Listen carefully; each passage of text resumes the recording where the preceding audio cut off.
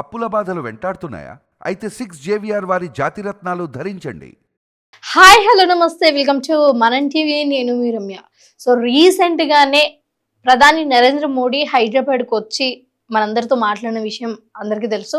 ముఖ్యంగా కొన్ని సలహాలు అయితే ఇచ్చారు. మనం గుర్తుంచుకోవాల్సిన విషయం ఏంటంటే ఎకానమిక్ లాక్డౌన్. ఇది భారతదేశం అంతా కూడా ఎకానమిక్ లాక్డౌన్ లోనే ఉండాలి అని అయితే చెప్పారు. సో ఆ ఎకానమిక్ లాక్డౌన్ అసలు ఎందుకు పెట్టారు ఏంటి అన్నది మనం ఒకసారి చూసుకున్నట్టయితే, సో ఇరాన్ కి, దుబాయ్ కి అండ్ యుఎస్ కి, ఇరాన్ కి మధ్య జరిగిన ఈ ఇష్యూ ఏదైతే ఉందో, ఈ ఇష్యూలో చాలా వరకు కూడా స్ట్రైట్ ఆఫ్ హార్మోజ్ ని 1-2 months వరకు కూడా క్లోజ్ చేసిన విషయం మనందరికీ తెలుసు.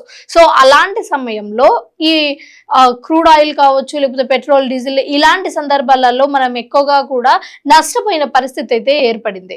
సో ఇలాంటి సందర్భాలలో డాలర్ పైసలేమో ఎక్కువగా బలోపేతం అవుతుంది. మన పైసల్ని మనం అంటే మన రూపీస్ ని మనం బలోపేతం చేసుకోవడానికి కొన్ని రోజులు అంటే ఇప్పుడు పెట్రోల్ కావచ్చు, డీజిల్ కావచ్చు, గోల్డ్ కావచ్చు, ప్రతిదీ కూడా మనం వేరే దేశం నుంచి ఎక్స్పోర్ట్ చేసుకునే కార్స్, బైక్స్ ప్రతిదీ కూడా సో దాని మీద ఇన్వెస్ట్ చేయడం తగ్గించి మన పైసలు మన దగ్గరే అంటే మన ఇండియాలోనే ఉండి కొంచెం బలోపేతం అవ్వడానికి ట్రై చేయండి అని అయితే చెప్పారు. సో దాంట్లో ముఖ్యంగా ఒక 12 పాయింట్స్ చెప్పారు. సో ఆ 12 పాయింట్స్ ఏంటి, మనం ఇప్పుడు ఒక 1 year వరకు మనం పాటించాల్సిన నియమాలు ఏంటి అన్నది ఒకసారి అయితే మనం చూసుకుందాం. సో ఫస్ట్ పాయింట్ వచ్చేసి పెట్రోల్, డీజిల్ ను పొదుపు చేయాలి. భారత్ లో ప్రస్తుతం ఎక్కువగా కూడా ఇది ఢిల్లీలో కానీ, హైదరాబాద్ లో కానీ ఎక్కువగా కూడా ట్రాఫిక్ కనిపిస్తూ ఉంటుంది కదా.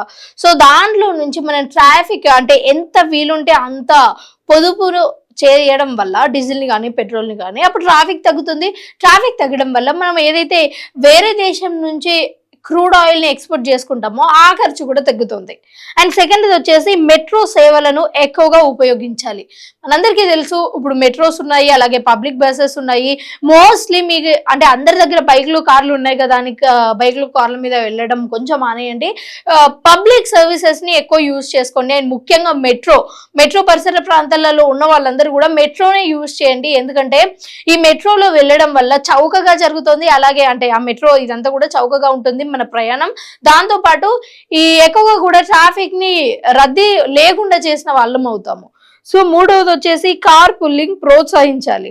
ఇప్పుడు ఒక దారిలో ఒక కారు ఉంది, ఆ స్ట్రీట్ లో ఒక 5-6 మంది కలిపి ఒకే ఆఫీస్కి వెళ్ళాలి. సో అలాంటి సందర్భాలలో ఖచ్చితంగా ఆఫీస్కి వెళ్ళాలి అని అన్నప్పుడు ఆ కారులో 5 మంది 5 కార్లు లేకపోతే 5 బైక్లు వేసుకొని వెళ్ళే బదులు ఆ ఒక్క కారులోనే 5-6 మంది కలిసి వెళ్ళడం, ఇలా చేయడం వల్ల ఎంతో కొంత ట్రాఫిక్ తగ్గుతుంది. దాని తర్వాత పెట్రోల్ ఖర్చులు తగ్గుతాయి. ఇదంతా కూడా చేసుకునే ఈ ఎక్స్పోర్ట్, ఇంపోర్ట్ ఇవన్నింటిలో కూడా ఎంతో కొంత మనం మనీ సేవ్ చేసినట్లు అవుతాము. అండ్ సెకండ్ థింగ్ వచ్చేసి ఎలక్ట్రిక్ వాహనాలను ప్రోత్సహించాలి.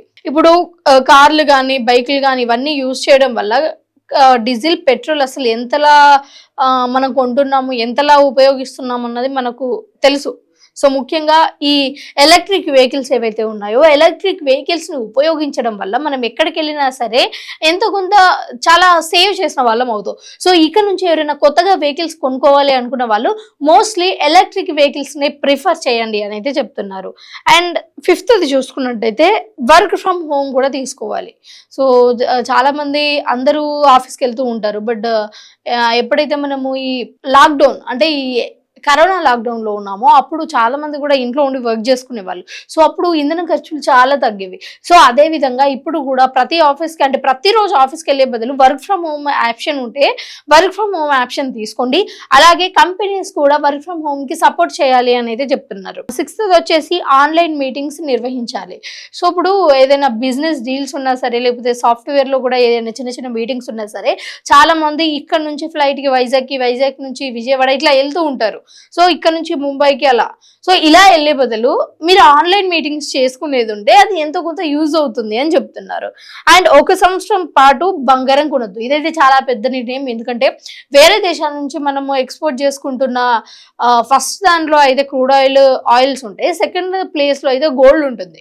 గోల్డ్ ఎక్కువగా కూడా కన్స్యూమ్ చేసుకుంటూ ఉంటారు. అండ్ ముఖ్యంగా చూసుకున్నట్టయితే మన ఇండియాలో అయితే పెళ్లిళ్ళు కానీ, పేరెంటాలు కానీ, చిన్న ఫంక్షన్స్ ఉన్నా సరే గోల్డ్ కొనుగోలు ఎక్కువ జరుగుతుంది. సో ఒక 1 year వరకు మీరు గోల్డ్ కొనుగోలు చేయడం తగ్గిస్తే మనము వేరే దేశాల నుంచి తీసుకొని వచ్చే బంగారం కూడా తగ్గుతుంది, రేటు కూడా తగ్గుతుంది అని చెప్తున్నారు. అండ్ 8వది వచ్చేసి వంట నూనె వినియోగం తగ్గించాలి. సో వంట నూనె కూడా వేరే దేశం నుంచే మనం ఎక్కువ ఎక్స్పోర్ట్ చేసుకుంటున్నాము.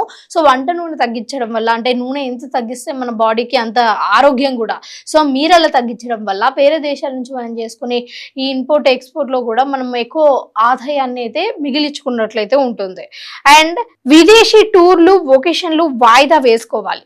జనరల్ గా చాలా మంది, అంటే కామనర్స్ తో సహా కొంచెం రిచ్ వాళ్ళు కూడా, వీళ్ళందరూ కూడా ఎవ్రీ ఇయర్ ఏదో ఒక ఫారెన్ కి ట్రిప్ వేస్తూ ఉంటారు. దాని తర్వాత వొకేషన్స్ చేసుకుంటుంటారు. హనీమూన్ అయినా సరే, లేకపోతే ఈవెన్ ఈ డేస్ లలో అయితే ప్రీ వెడ్డింగ్ షూట్స్ కూడా వొకేషన్స్ కి, ట్రిప్స్ కి అయితే వేరే దేశాలకు వెళ్తున్నారు. సో ఇలా వెళ్ళడం వల్ల మన రూపీస్ అయితే కొంచెం తక్కువ కాబట్టి డాలర్ తో పోలిస్తే, అక్కడికి వెళ్ళడం వల్ల మనం ఎక్కువగా కూడా డాలర్ లో ఖర్చు పెడతాం కాబట్టి ఎక్కువ డబ్బులు ఖర్చు అవుతూ ఉంటాయి. అంటే మన రూపీస్ డాలర్లలో ఎక్కువ వాళ్ళకి ఖర్చు అయిపోతూ ఉంటాయి. సో కొన్ని రోజులు ఇవన్నీ కూడా తగ్గించి మన దేశంలోనే ఇప్పుడు చాలా స్టేట్స్ ఉన్నాయి కదా, సో ఆ స్టేట్స్ కి వొకేషన్స్ కి వెళ్ళడం వల్ల మన ఆర్థిక సంస్థ మన దగ్గరే భద్రతగా ఉంటుంది అనేది చెప్తున్నారు. సో 10th వచ్చేసి వోకల్ ఫర్ లోకల్, స్వదేశీ వస్తువులే కొనాలి. ఇప్పుడు కార్లు ఉన్నాయి, బైక్లు ఉన్నాయి, ఇవన్నీ కొన్ని క్లాత్స్ ఉంటాయి. సో ప్రతి బ్రాండ్ కూడా కొన్ని మన ఇండియాలో మ్యానుఫ్యాక్చర్ అయ్యేటివి కూడా ఉన్నాయి. సో మీరు మోస్ట్లీ మన ఇండియాలో మ్యానుఫ్యాక్చర్ అయ్యే వస్తువులన్నింటినీ కూడా కొనుగోలు చేయడం కానీ, లేకపోతే వాళ్ళని ప్రోత్సహించడం వల్ల ఎంప్లాయ్మెంట్ పెరుగుతుంది మన దాంట్లోనే మనకు. సో వేరే దేశంతో అవసరం లేకుండా ఇదైతే వస్తుంది. సో మోస్ట్లీ మీరు ఇది కూడా తక్కువ చేయండి, ఎందుకంటే మన ఆర్థిక వ్యవస్థ మన దగ్గరే ఉంటుంది అని అయితే చెప్తున్నారు. అండ్ 11th వ్యవసాయంలో సోలార్ పంపులు ఉపయోగించాలి. డిజిటల్ మోటార్లకు బదులుగా సోలార్ పంపులు వాడితే రైతులకు ఖర్చు తగ్గుతుంది, అలాగే విద్యుత్ వినియోగం కూడా తగ్గుతుంది. ఇక లాస్ట్ది రసాయన ఎరువులు వినియోగం 50% తగ్గించాలి. చాలా మంది ఫార్మర్స్ ఏం చేస్తూ ఉంటారు అంటే, ఎక్కువ పంట కోసం, ఆ ఒక్క సంవత్సరం వచ్చే ఆ ఒక్క పంట కోసం ఎక్కువగా కూడా ఫెర్టిలైజర్స్ ఎక్కువ మొత్తంలో వేసేస్తూ ఉంటారు.